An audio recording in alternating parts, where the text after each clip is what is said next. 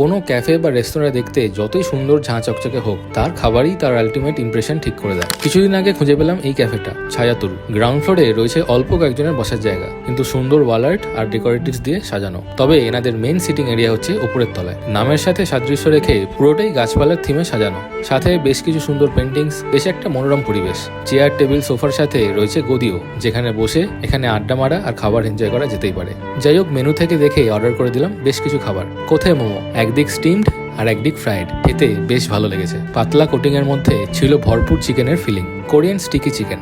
Honestly এটা আমার average লেগেছে। বেশ অনেকটাই সুইট হওয়ার কারণে কোরিয়ান স্টিকি চিকেনে যে সুইট অ্যান্ড স্পাইসির ব্যালেন্সটা দরকার, সেটা এটাই মিস করেছি। তবে সেদিন আমার খাওয়া বেস্ট ডিশ ছিল এই spicy drums of haven. Chicken তো জুসি ছিলই, তবে ওপরের সসটার অনবদ্য স্বাদের জন্য একটা আলাদাই মাত্রা পেয়েছিল। এখানে এলে এটা অবশ্যই ট্রাই করো। এর সাথে আমরা নিয়েছিলাম কিছু মকটেলস, ম্যাঙ্গো আর স্ট্রবেরি স্প্রিটস।